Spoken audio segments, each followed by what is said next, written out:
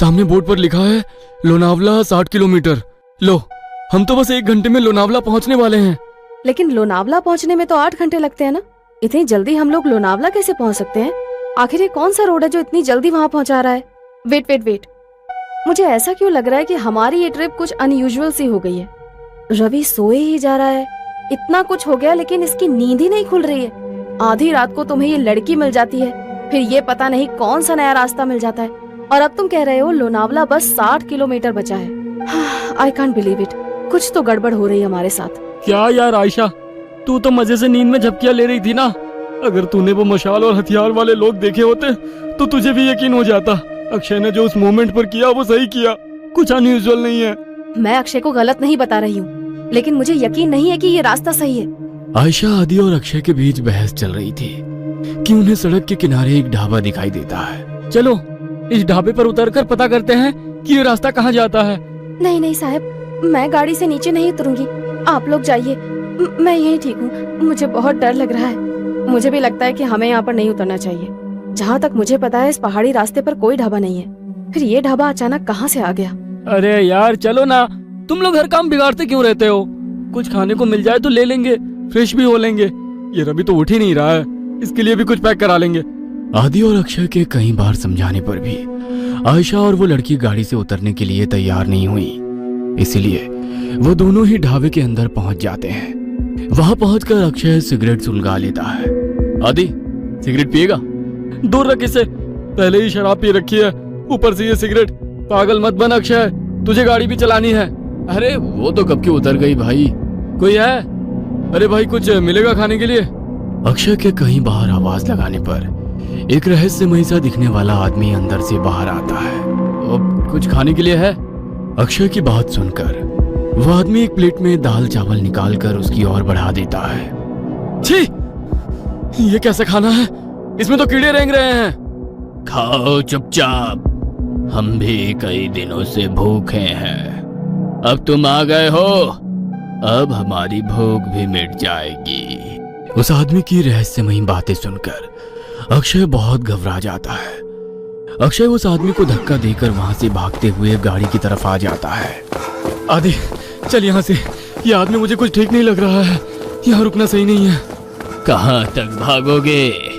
वो तुम तक पहुंच चुका है, छल चुका है तुम्हें। अब तुम में से कोई नहीं बचेगा। इतना कहकर वो आदमी वहां से गायब हो जाता है। अक्षय और आदि हाँफते हुए वापस गाड़ी में आकर बैठ जाते हैं। गाड़ी में बैठ आदि, हम अभी भी छलाऊ में हैं और उस आदमी ने अभी अभी हमसे कहा कि वो हम तक पहुंचकर हमें छल चुका है। इसका मतलब कहीं ये तो नहीं कि छलावा हम में से ही कोई एक हो। अबे क्या बकवास कर रहा है?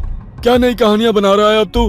अरे तू तो पूरे रास्ते सो रहा था ना, तुझे नहीं पता हमारे साथ क्या क्या हुआ है। तू चुप रह, ये ढाबा भी एक छलावा ही था। कुछ समझ नहीं आ रहा है क्या सच है क्या भ्रम। 1 मिनट रवि, इतनी बार गाड़ी रुकी, इतना शोरगुल हुआ, तेरी नींद कैसे नहीं टूटी? तू रवि ही है ना? कहीं ऐसा तो नहीं कि यही छलावा हो? सोचो गाइस, पूरे रास्ते इसने हमसे कोई बात नहीं की है। ए, तुम लोग पागल हो गए हो क्या? हाँ, मुझे तो लगता है ये लड़की ही छलावा है। आधी रात को सड़कों पर लड़कियां नहीं प्रेत घूमती हैं। मेरी मानो तो इसे पहाड़ से नीचे धकेलकर छुटकारा पाओ इससे, देखना उसके बाद सब सही हो जाएगा। पागल मत बनो, मैं एक इनोसेंट लड़की को ऐसे कुछ भी करने नहीं दूंगा। मुझे तो लगता है साहब ये आदि सर ही छलावा है। यही हमें ढाबे में ले जाने के लिए पीछे पड़े थे। ये सब इनकी ही चाल है। अरे बस करो तुम सब के सब, ये क्या तमाशा शुरू कर दिया? तुम चुप करो अब। मैं अभी मरना नहीं चाहती। सबसे पहले तो मैं इस लड़की का काम तमाम करूंगी। मुझे भी लगता है कि ये लड़की ही गड़बड़ है। आयशा अपने बगल में बैठी उस आदिवासी लड़की का गला दबाने लगती है। आयशा को उस लड़की का गला दबाते देखकर अक्षय गाड़ी रोक देता है और उसे बचाने की कोशिश करने लगता है। इस लड़की के लिए मैं अपने दोस्तों की जान खतरे में नहीं पड़ने दूंगा। तभी रवि गाड़ी में रखी लोहे की रॉड उठाकर उस लड़की के सर पे दे मारता है। ये क्या कर दिया तूने? बस खत्म हो गई प्रॉब्लम।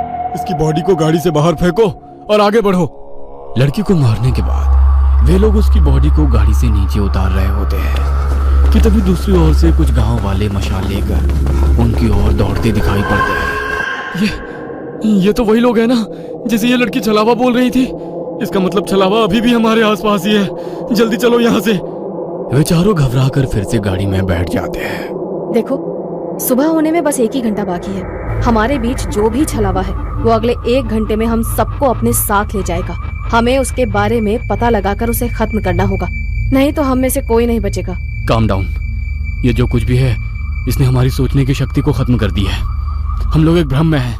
क्या सच है क्या झूठ कुछ भी समझ नहीं आ रहा है। वो हमें इमोशनली ब्रेक कर रहा है ताकि हम पर काबू कर सके। तू अपना प्रवचन अपने पास रख, मैं तुम तीनों को ही खत्म कर दूंगा, तो छलावा के बचने का कोई चांस भी नहीं रहेगा। तो मुझे भी मार देगा रवि? तू तो मुझसे प्यार करता था ना। Shut up! मुझे यहाँ से जिंदा अपने घर जाना है बस। इससे पहले कि रवि आयशा को मारता, आयशा अपने गले में पहने हुए स्कार्फ से रवि का गला घोटने लगती है। तू ही है वो राक्षस, तुझे ही खत्म कर देती हूँ, सारी प्रॉब्लम खत्म हो जाएगी। आयशा और रवि के बीच होती हाथापाई को देखकर अक्षय अचानक से अपनी सीट के पास रखी बियर की बोतल को आदि के सर पर दे मारता है। उस फूटी हुई बोतल से ही अक्षय आदि के ऊपर एक के बाद एक कई सारे वार कर देता है। अक्षय के आदि पर हमला कर देने से अचानक ही आदि का चेहरा बदलने लगता है और वो एक खौफनाक चेहरे वाले प्रेत में बदल जाता है। आदि का चेहरा बिल्कुल काला हो गया था और उसके बदन पर कपड़े भी पुराने और फटे दिखाई दे रहे थे। हैरानी से अक्षय की ओर घूरते हुए वो जोर से चिल्लाया, नहीं, ये नहीं हो सकता। आज तक मेरे भ्रम जाल से निकलकर कोई बाहर नहीं आ पाया है। तुझे कैसे पता चला कि मैं ही छलावा हूँ? पिछले काफी देर से मैं आज रात की सारी घटनाओं की कड़ियां आपस में जोड़ने की कोशिश कर रहा था।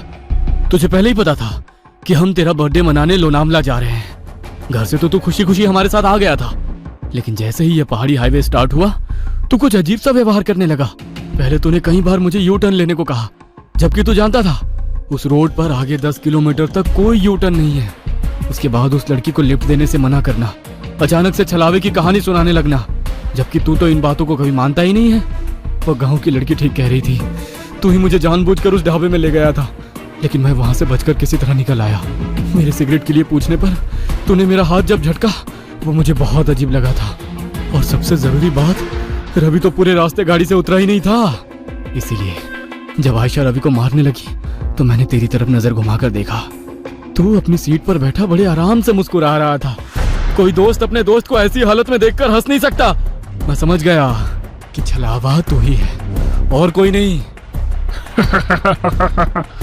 मूर्ख हो तुम सब। मैंने तुम्हें समझने के लिए कितने मौके दिए, लेकिन तुम मूर्ख के मूर्ख ही रहे। मैंने तुम्हें बताया था, छलावा जो चाहेगा तुम बस वही देखोगे।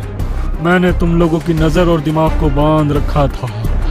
गांव के लोग उस लड़की को नहीं, मुझे पकड़ने के लिए तुम्हारा पीछा कर रहे थे। इसलिए मैंने तुमसे कहा कि गाड़ी मत रोकना। मैंने ही तुम्हें वो ढाबा दिखाया ताकि तुम सब वहां नीचे उतर जाओ और मैं अपना शिकार कर लूं। लेकिन ये आयशा बहुत चालाक है। इसने गाड़ी से उतरने से मना कर दिया था, इसीलिए मैं वहां शिकार करने से चूक गया।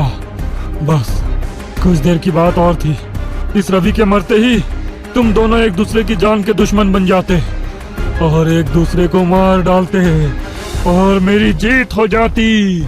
अगर ये आदि नहीं है तो हमारा आदि कहाँ है? तुम्हारा आदि तो उसी जगह मेरा शिकार बन गया था जब पहली बार तुम सब गाड़ी से उतरकर इस अक्षय से झगड़ा कर रहे थे और वो गाड़ी की डिक्की चेक कर रहा था। अक्षय, मार इसको, छोड़ना मत।